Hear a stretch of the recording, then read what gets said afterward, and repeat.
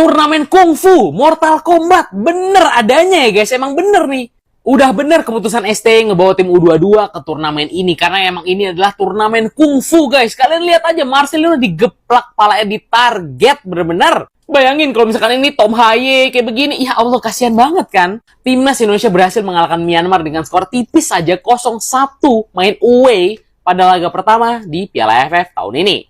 Gol dari Timnas Indonesia dicetak oleh seorang Asnawi Mangku Alam Bahar. Awal mulai dari siapa lagi? Tidak lain tidak bukan Pratama Arhan, lemparan ke dalamnya guys. Secara overall Timnas kita bermain B banget, biasa banget. Tapi ingat, gue pernah bilang ya, jangan terlalu tinggi ekspektasi kalian. Kalau kalian ngerasa macem-macem, ini tandanya ekspektasi kalian yang terlalu berlebihan guys. Kalau ini yang main pemain-pemain senior kayak model ya dari Liga 1 lah. Kayak misalkan Mark Klok, Kambuaya, Egy, Witan. Mainnya kayak gini, boleh kalian ngerasa kurang guys. Tapi untuk para pemain U22 yang baru pertama kali debut di timnas senior, menurut gua ini adalah ya cukup oke lah.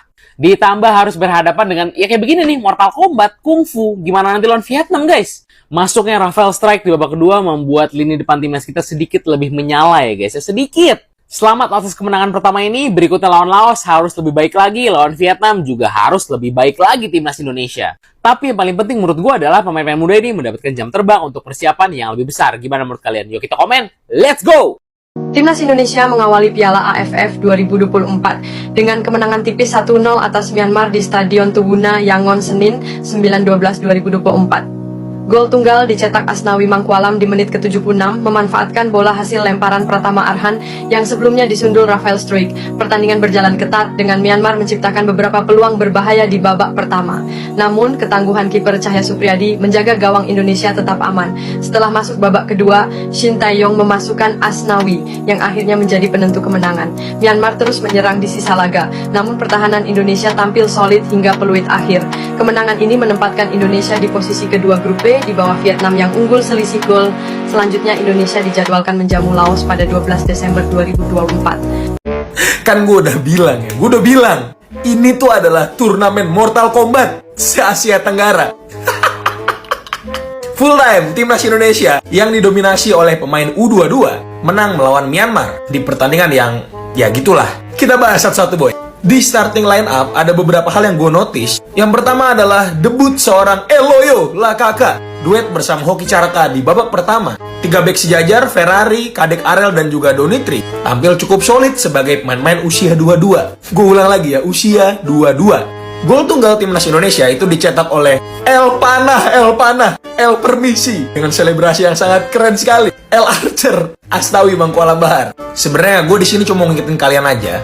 Oke lah, kalau emang secara game plan mungkin gue yakin dari kalian tuh nggak ada yang puas. Gameplaynya bener-bener nggak bisa dibandingin sama timnas senior kita. Arkan Fikri main keren. Dia berusaha memainkan perannya Tom Haye di timnas senior. Tapi ya itu Arkan Fikri, bukan Tom Haye boy. Yang lu lihat itu Arkan Fikri. Arkan kakak nih Eloyo mainin perannya Ragnar. Tapi itu Arkan kakak, bukan Ragnar. Jadi menurut gue bukan kita kalau dengan full pemain liga lokal ini itu levelnya ASEAN, nggak juga. Ini pemain U22. Ekspektasi kita dijaga. Walaupun ini ugly win menurut gue, cuma yang gak ada masalah boy. Yang penting pemain-pemain itu dapat pengalaman berharga di turnamen Mortal Kombat Solinmong ini. Terutama yang gue notice yang Marcelino ini ya. Ini parah bener, ini parah. Bisa-bisanya loh kejadian begini dan gak ada kartu merah boy. Emang ini turnamen kesukaan Bung Toel ini. Sekali lagi selamat dari gue atas kemenangan perdananya. Untuk para adik-adik U22 yang bermain menurut gue ya oke. Karena lawannya senior boy. Kecuali lawannya sama-sama U22 tapi mainnya kayak gitu kita berhak marah-marah. Tapi karena lawannya senior ya udah. Semoga bisa dipetik apa yang baik dan buruk di pertandingan kali ini boy. Terima kasih, jangan lupa di-follow untuk update timnas selanjutnya. Bye. Timnas Indonesia berhasil mengalahkan Myanmar di laga perdana Piala AFF. Ini menjadi modal berharga untuk perjalanan Timnas Indonesia di Piala AFF kali ini. Secara statistik Indonesia mendominasi dengan 58% penguasaan bola. 17 tendangan dengan 4 diantaranya mengarah ke gawang. Sedangkan Myanmar tidak tanpa peluang. Mereka punya 12 peluang dengan 3 on target. Jadi ada 2 hal di sini ya. Yang pertama Indonesia bermain kurang maksimal. Dan yang kedua Myanmar bermain bagus. Untuk yang pertama Indonesia bermain kurang maksimal. Faktor yang menyebabkan bisa jadi karena banyak pemain yang mungkin baru saja dilatih oleh Shin Tae-yong. sehingga butuh waktu untuk menyesuaikan diri di antara para pemain. Sementara Myanmar bermain bagus. Ya, Myanmar adalah satu-satunya peserta Piala AFF kali ini yang menggunakan pelatih lokal. Jadi Myanmar memang sedang improve ya. Aku akan bahas tentang Myanmar di konten yang lain. Intinya selamat buat Garuda 3 poinnya. Ini menjadi modal bagus untuk pertandingan selanjutnya. Tanggal 12 Desember. Semoga di pertandingan melawan Laos kita bisa meraih 3 poin. Apalagi pertandingan akan disiarkan di Indonesia. Live dari Stadion Manahan Solo. Salam Di Matteo. Oi, oi, oi, oi, oi, oi, oi, oi, oi, oi, oi, dan oi. Pasukan gergasi bola sepak Asia Tenggara. Pasukan terkuat bola sepak Asia Tenggara. Jaguh bola sepak Asia Tenggara. Pasukan terhandal bola sepak Asia Tenggara. Indonesia menewaskan Myanmar 1-0. Satu permulaan yang diinginkan oleh Shin Tae-yong dan juga Eric Thohir, kerana untuk memulakan positif dalam sesebuah kejohanan mestilah mendapat kemenangan di perlawanan yang pertama. Meskipun Myanmar bertahan menyusahkan Indonesia tadi, tetapi Indonesia berjaya juga mendapatkan gol kemenangan dan gol tunggal perlawanan, meskipun ia datang daripada gol sendiri pemain lawan. Tetapi 3 mata berharga paling penting.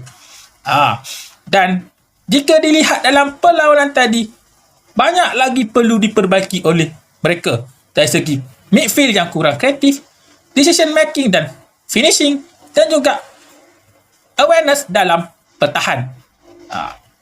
Penyokong-penyokong timnas Indonesia, mana suaranya? Kesedi kamu datang dan komen. Jangan lupa like, share, komen dan follow TikTok saya. Boleh tak? Kalau boleh, terima kasih. Apapun, oke. Hai Publikers, bocil-bocil kematian dari Indonesia ini pada babak pertama sempat tampil sangat memprihatinkan, passingnya nanggung, determinasi kurang, bermain tanpa visi misi dan juga daya juangnya terlihat kurang.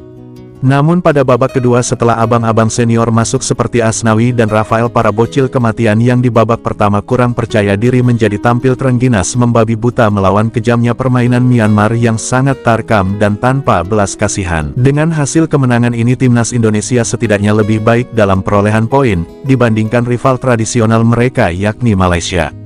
Pasukan nasi lemak ini terlalu sibuk mengurus sarapan ke UNESCO sehingga lupa berlari mengejar badai kemenangan dan tunduk berbagi poin 1-1 dengan Kamboja kemarin hari. Bagaimana teman-teman melihat pertandingan ini? Silahkan tuliskan keluh kesah kalian di kolom komentar. Jangan lupa dukung channel ini dengan cara klik tombol like, komen, dan subscribe.